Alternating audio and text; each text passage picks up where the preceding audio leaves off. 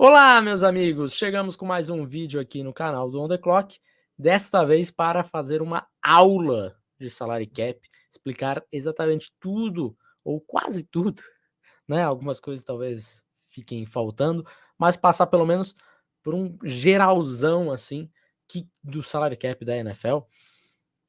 Pedir para o pessoal lá no Twitter mandar dúvidas caso tivesse em relação ao salary cap, para eu trazer aqui também. Então, se você não me segue no Twitter, @lipevieira, que você aproveita aí e faz essa pauta junto comigo. Sempre estou postando coisas por lá. Vamos lá, rapaziada. Esse era um conteúdo que eu já queria ter feito há muito tempo. Eu pensava em fazer em podcast junto com o Davis, mas pensando melhor no formato vídeo faz muito mais sentido, porque aqui eu vou abrir contrato, vamos mostrar o contrato, vou abrir calculadora, explicar exatamente tudo que aparece, né, nos contratos para a gente saber uma média legal, não é nem o básico, tá? O básico eu acho que a maioria aqui já sabe, nós vamos passar pelo básico também, mas saber um intermediário aqui do salary cap, beleza? Espero que eu consiga fazer esse vídeo em uns 20, 25 minutos, acho que não vou conseguir, mas enfim, vocês me perdoem, porque tem muito conteúdo aqui para falar, certo? Então vamos lá, vamos começar. Salary cap, o que é o salary cap? É um teto salarial na NFL.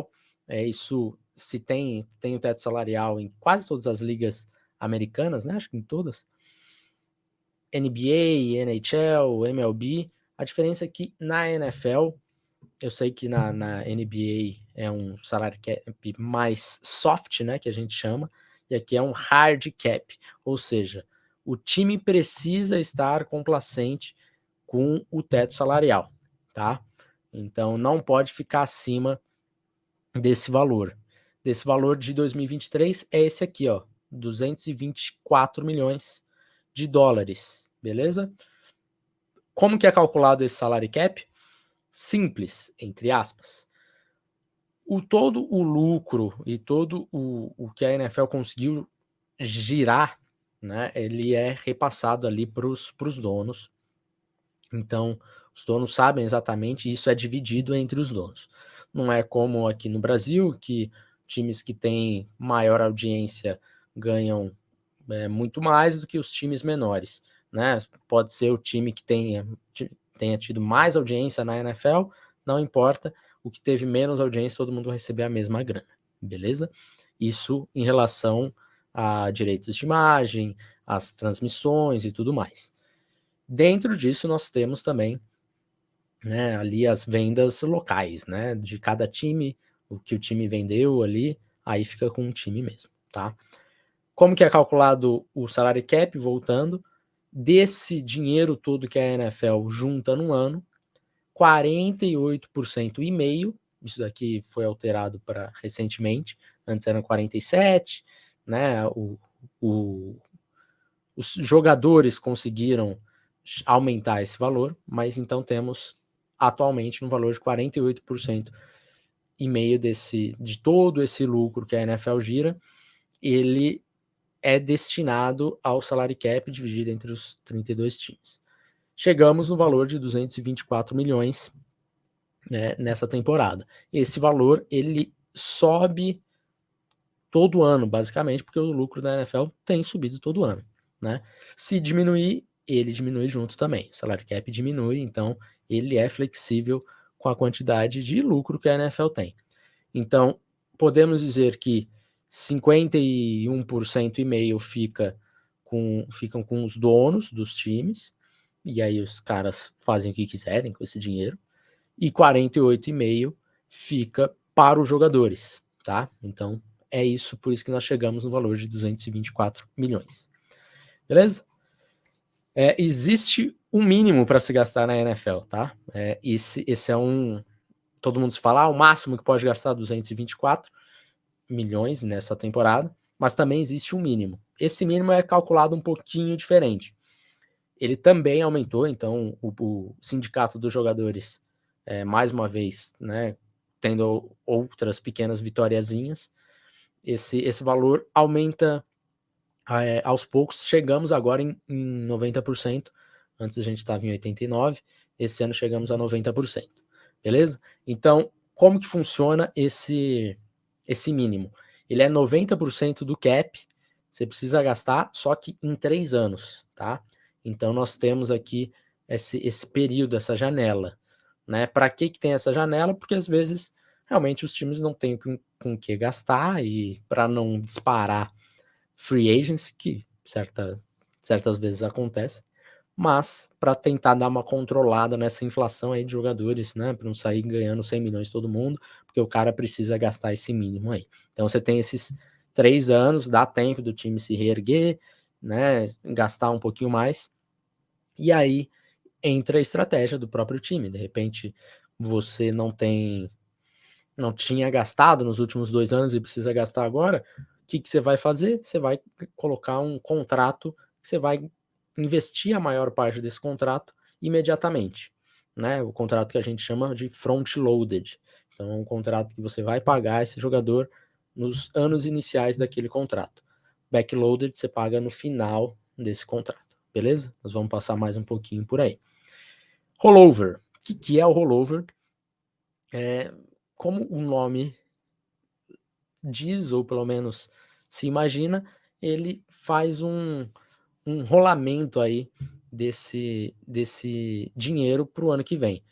Esse rolamento é o dinheiro que sobrou. Então, por exemplo, o time ficou 10 milhões abaixo do que era para gastar. Era para gastar 224, naquele ano ele gastou 215, 214, tá? Para ficar mais arredondado.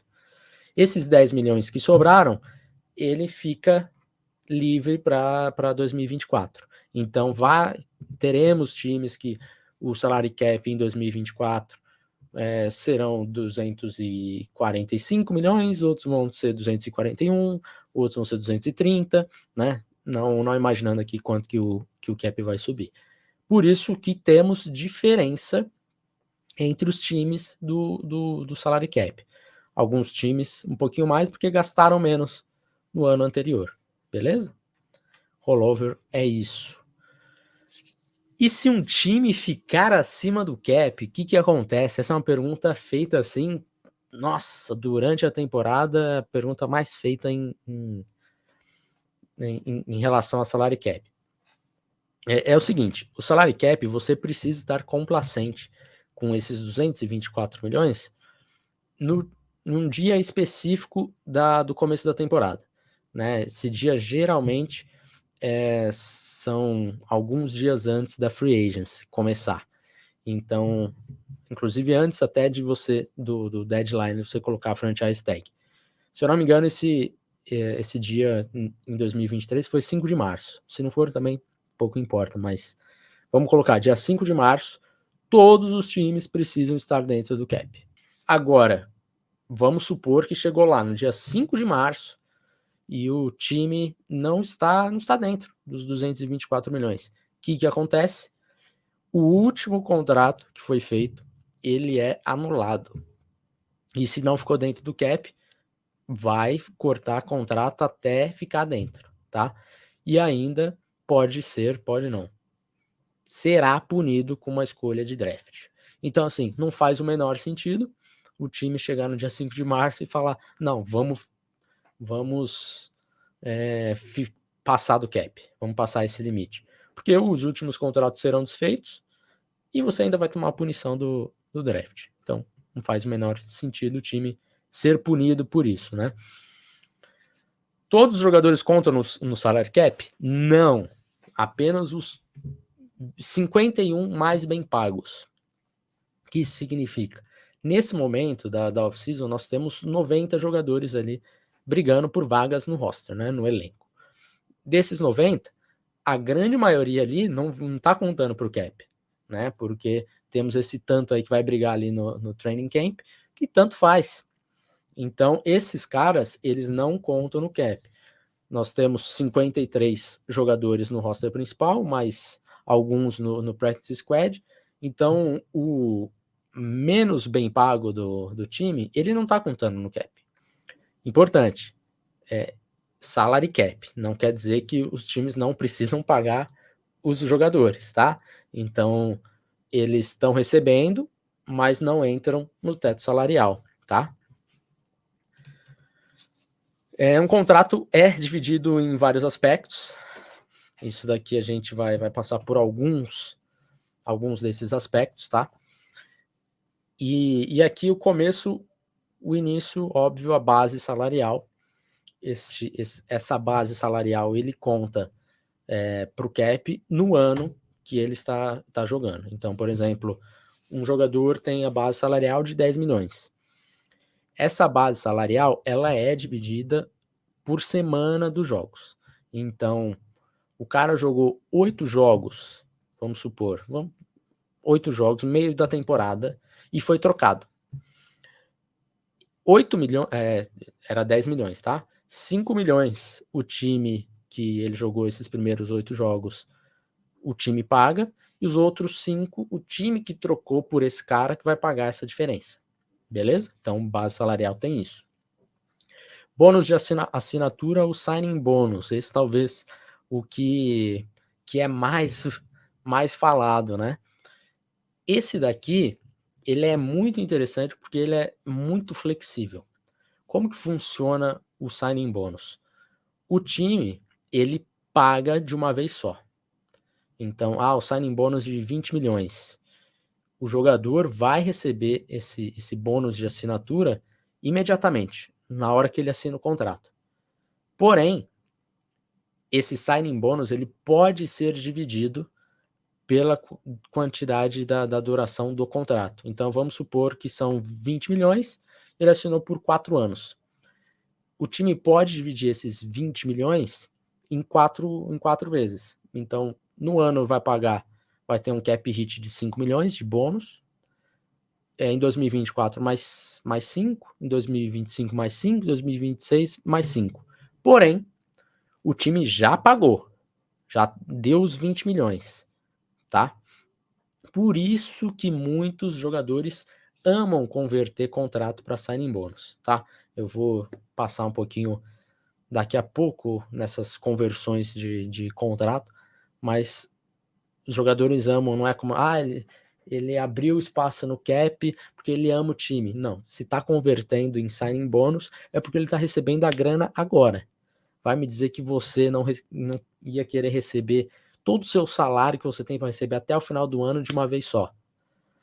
Mesmo se você recebe aquela grana e você faz qualquer coisa, você faz um investimento com essa grana e seu dinheiro tá aumentando. Então é óbvio que você prefere receber na hora, né? Não pode ser maluco de querer gastar tudo no mesmo mês, né? Porque senão você vai passar fome o restante do ano. Mas, tendo a cabeça boa, você investe esse dinheiro e você vai ganhar mais naturalmente do que você ganharia se você recebesse mês a mês. Beleza? Essa é a lógica do signing bônus.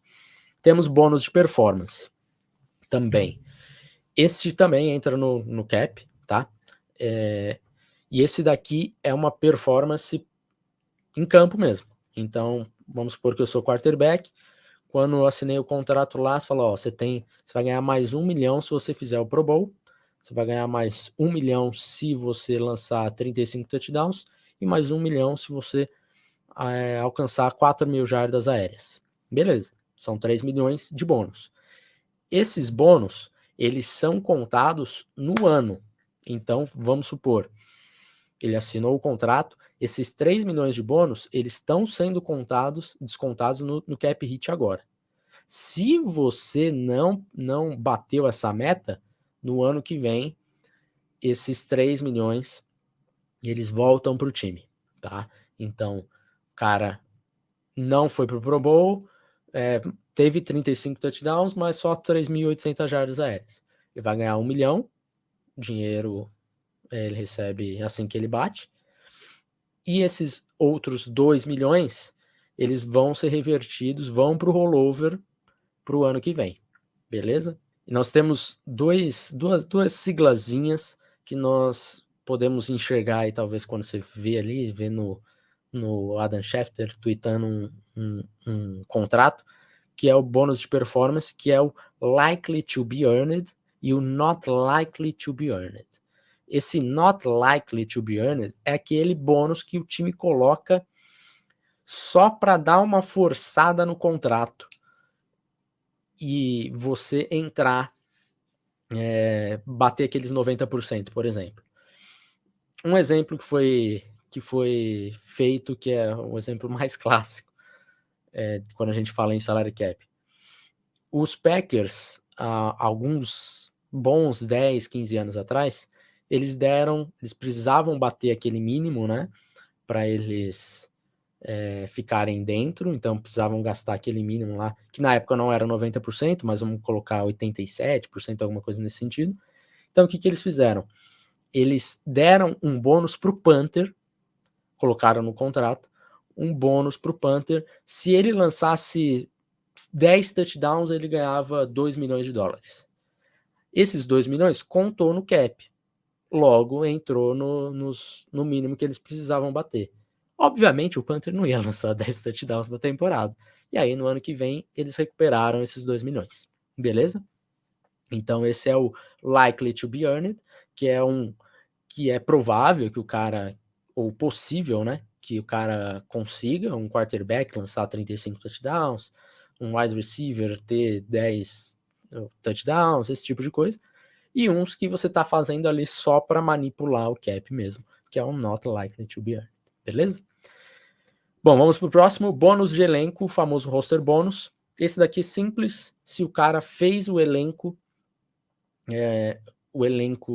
seja, e aí tem pequenas variações, o elenco principal ali dos 53, na hora que o time vai para a temporada em setembro, ou o roster semanalmente, tá? Então o cara vai jogar a partida, tá ativo, ele tá no elenco principal, ele vai ganhando esse dinheiro semana a semana, que é o mais comum, beleza? E esse também entra na mesma situação de performance. Ele é descontado no cap hit imediatamente. Caso o cara participou de 10 jogos e 7 ele não jogou, esses 7 são descontados proporcionalmente para o ano que vem, né? São colocados esses 7 aí para o ano que vem. Mais um bônus de treinos, workout bônus. Esses daqui dá uma forçadinha naquele veterano que já não quer participar do OTA, que não quer participar do minicamp, esse tipo de coisa. E de repente até alguma coisa relacionada ali à academia, alguma coisa nesse sentido. Funciona da mesma forma como os outros ali, né? Eles são descontados na hora, caso não bateu, o ano que vem você recebe esse cap de volta, beleza? Bom, vamos agora para a segunda pergunta mais feita. O que são esses famosos void years, ou conhecido também como Loomis years, né? Loomis, para quem não sabe, GM dos Saints, que simplesmente adora esses void years, são os anos nulos no contrato. Isso daqui é uma manobra muito inteligente, que os Saints assim, fizeram a exaustão nos últimos 10 anos, e muitos times têm feito também, que eles adicionam um contrato, por exemplo, de 2 anos, esse contrato, 2 anos que o cara vai jogar e tudo mais, porém eles adicionam ali um terceiro ano, um quarto ano, que esse cara não tem um contrato de fato, ele não vai jogar com aquele time, por isso que são chamados de void, né? São anos nulos. Só que esses anos nulos, você pode jogar um signing bônus, alguma coisa assim, para você evitar de gastar todo o seu cap nesses 2 anos ali. Então é muito utilizado atualmente, todos os times usam, lógico que os Saints se destacam mais porque eles fizeram isso com maestria nos últimos 10 anos aí com tranquilidade. Só que tem um ponto do void years, né? O que você precisa? Você precisa ter um dono que pague a grana imediatamente, tenha dinheiro para isso, porque você vai estar colocando sempre no signing bônus, sempre no bônus de assinatura. Lembra que eu falei que o cara assinou o signing bônus, ele recebe a grana na hora? Mesma coisa aqui. Então você tá parcelando esse valor, tá dando uma tranquilizada, né? Você não vai sentir tanto em 2023, em 2024, porque você está jogando um pouquinho na frente. Então, você precisa ter grana para colocar esses Void Years também, beleza? Eu vou passar por um contrato aqui, inclusive estamos com ele aqui, neste momento.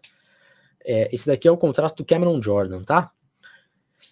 Cameron Jordan, ele tinha um contrato, em 2019 ele tinha um contrato até 2021, e ele aí assinou uma extensão de 3 anos.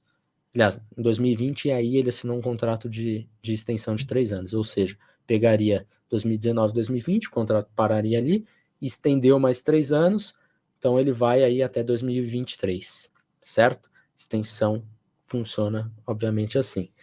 Agora, como nós sabemos, os Saints adoram fazer conversão de salário, transformando em signing bônus para abrir espaço no cap. Por quê? Porque eles estão fazendo isso há 10 anos e todo ano você olha o cap do Saints e fala, meu Deus, como que eles vão sair disso?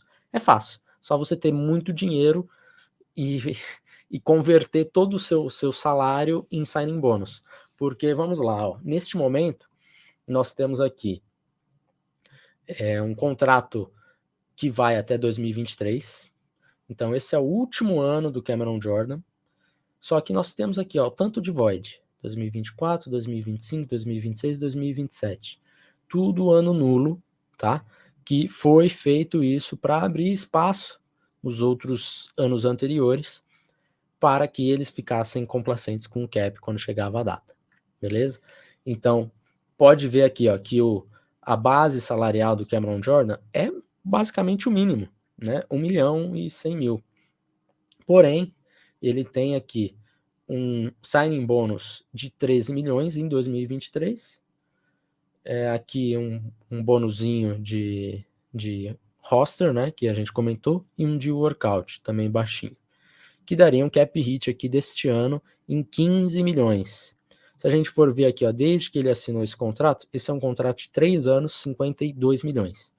Então, que ele assinou aqui, começando em 2021, tá? Essa extensão. Então, ó, dos 52 milhões, até agora, os Saints pagaram 9, pagaram 12, pagaram 15. Falta bastante coisa. Se você imaginou aí, fez uma conta rápida com a cabeça. E em 2024, nós temos um contrato que é void, ou seja, ele não estará mais com o time, mas que contará 23 milhões para o cap. Então, serão 9% do cap de 2024 para um jogador que não está no seu time. Entende por que não existe mágica Saints fazem isso, fazem mágica. Lógico que eles fazem porque eles estão jogando sempre a coisa lá para o final. Isso é positivo? É claro que é, porque a gente está falando aqui de inflação. Então vamos lá. Um contrato que valia 100 milhões em 2019, ele representava, chutando aqui, tá? 100 milhões não, porque ninguém recebe 100 milhões por ano. Vamos colocar 20. Um contrato que era 20 milhões no ano, em 2019, em 2024, ele vai representar 9. Em vez de 11, 12% do cap, ele vai pagar 9. Então é a inflação. Está subindo sempre o salário cap. Então, obviamente, o salário cap aumenta aí 8% no ano, mais ou menos, 6, 7%, 8%. Então, obviamente, que você pagar o seu dinheiro hoje, ele vale mais hoje do que ele vale lá na frente, né? Então, é sempre bom você jogar esse contrato lá para frente, porque você vai estar evitando a inflação, ou ganhando muito nessa inflação. De repente, 4 anos aí, imagina 8% todo ano. É uma diferença bem considerável. Então, por isso que faz sentido, mas faz sentido para quem tem dinheiro de pagar esse signing bônus na hora, e faz sentido para jogadores que não estão tão velhos assim, que ainda tem um tempo. Você sabe que esse cara vai ficar no seu time por 3, 4 anos, porque do contrário, você vai estar numa situação que você não vai abrir nada no seu cap e esse cara nem vai estar mais no seu time. Então, por exemplo, como que os Saints se livrariam de pagar esses 23 milhões aqui em 2024? Opção 1, eles não se livram, pagam, engolem a bucha e segue o jogo. Ou eles podem renovar com o Cameron Jordan aí por mais anos e aí esticando mais uma vez, esticando esse valor aí durante os próximos anos. A desvantagem disso para o Cameron Jordan, principalmente, que ele já tem 34 anos, então esperar que ele vai jogar ali com 35 e além já fica um pouquinho mais complicado. Então é mais provável que os Saints realmente engulam esses 23 milhões sem ter o jogador em 2024. Beleza?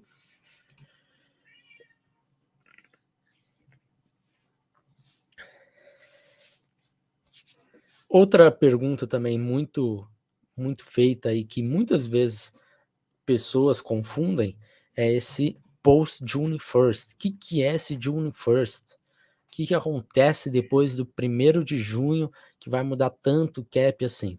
Primeiro, nós temos a Post June 1st Designation. Isso daqui é uma forma que você pode usar antes de chegar o 1º de junho. Você pode utilizar dessa estratégia aqui para, mesmo estando lá em abril, em maio, em março, você usa essa designação como se fosse um corte para depois do 1º de junho. Só que você pode fazer isso 2 vezes só na temporada, tá? Então só tem 2 Post June 1st por ano. Os Cardinals, por exemplo, eles já tinham usado as 2 designações de corte depois de 1º de junho. Então eles não poderiam usar no DeAndre Hopkins, apesar que eu acho que eles não usariam de qualquer forma. Qual a diferença de cortar antes de 1º de junho e depois de 1º de junho?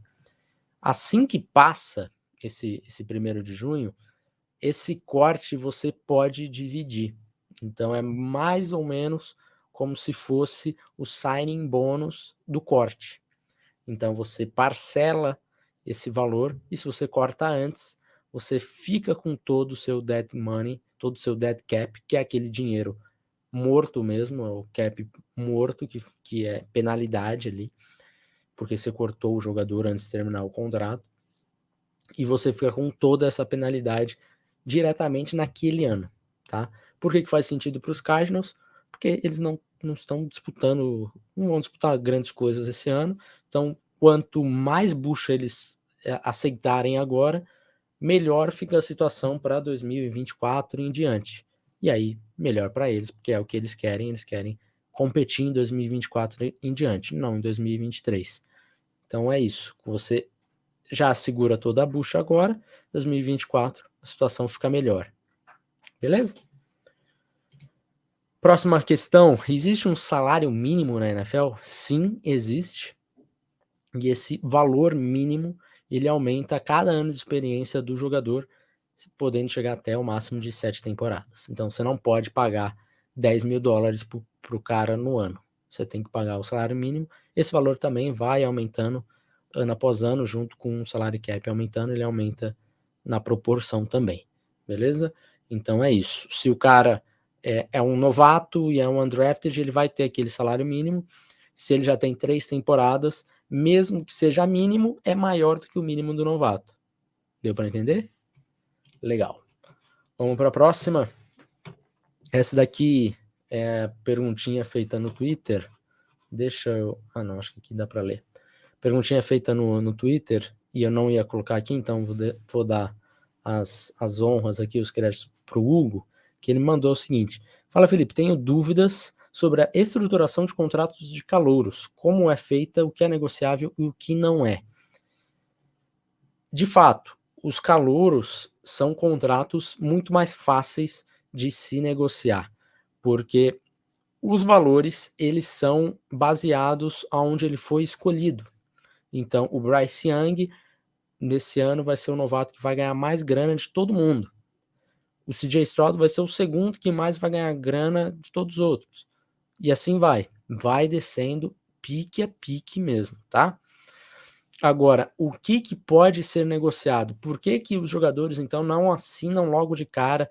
Às vezes a gente tem até uma demora ali para assinar esse contrato de calor. Você fala, pô, você sabe quando você vai ganhar, você sabe qual é o garantido. Por que você não assina logo? Porque temos algumas coisas que são negociáveis, tá? Uma delas é o offset language, que é isso aqui, ó. Isso daqui é o seguinte: se o Bryce Young for cortado em 2024, um exemplo, bust, tem que ser cortado. O salário dele é totalmente garantido, certo? De todos os calouros. Então, se cortou antes, você vai ficar com esse valor aí no seu dead cap. Todas as escolhas de draft. Até de 7ª rodada, tá? O que é o offset language? Se por um acaso ele for cortado e o outro time pegá-lo nos waivers, alguma coisa nesse sentido, o que esse time pagar para ele vai fazer um offset. E o time, os Panthers, por exemplo, não precisarão pagar em dinheiro aquele valor todo. Quem vai pagar vai ser o time que pegou. E aí o cap hit também diminui. Tá? Então, esse é o offset language. Esse era uma coisa que se negociou muito com o Joey Bosa, para quem lembra, né? Para quem tá lá desde 2016, lembra que demorou, se arrastou, acho que ele foi assinar esse contrato já lá na semana 2 ou 3 da temporada, alguma coisa nesse sentido, porque eles pediam esse offset language, quer dizer, os Chargers pediam esse offset language, e um outro ponto era o valor que ele queria receber. Ele queria receber tudo de uma vez só, o Bolsa, enquanto os Chargers queriam pagar ano após ano. Essa foi a divergência entre os dois. Você pode falar, putz, que besteira, né? O offset language, será que valeu perder o training camp, esse tipo de coisa por causa disso? Pois é, não acho que valha. Por isso que é tão raro de acontecer, tá? E a outra pergunta é, e se o jogador se aposentar, o que acontece? Simplesmente o time se lascou, o time vai ter que ficar com essa bucha aí, é como se ele fosse cortado ou trocado, tá? Então, o Luke Kuechly se aposentou 3 anos antes do contrato. Os Panthers vão pagar esse cap hit aí durante esses 3 anos. Foi o que aconteceu. O Brady, a mesma coisa com os Bucks. Então, temos até alguns casos que tem uma negociação na justiça, por exemplo, o Barry Sanders, quando ele se aposentou, ele não se aposentou por lesão, ele simplesmente jogou tudo pro alto, falando, não quero mais e pronto. Os Lions conseguiram recuperar o dinheiro que eles pagaram pro Sanders, o Sanders teve que devolver. Mas o Sanders realmente se aposentou ali, anos depois ele falou, porque ele estava cansado do gerenciamento dos Lions, perdiam bons jogadores, que não competia e tudo mais. Tá? Se for por isso, você pode ter uma batalha ali na justiça, mas quase sempre esse caso aqui vai ser do time pagar e beleza, engole esse cap hit. Foi o que aconteceu, por exemplo, com o Luck. Os Colts até de uma forma, né, um bom gesto aí, eles pagaram, falaram, não, o Luck mereceu essa grana e pagaram tudo. Então vai de time para time, tem alguns times que vão de repente tentar brigar por isso, mas aí vai ser briga judicial mesmo. E se for por lesão, performance, essas coisas, esquece. Não tem briga, tá? É só se o cara simplesmente der a louca e tudo mais. Se for o padrão assim, simplesmente o time que fica com a bucha. Por isso que contratos longos são tão complicados de se dar para jogadores um pouquinho mais velhos.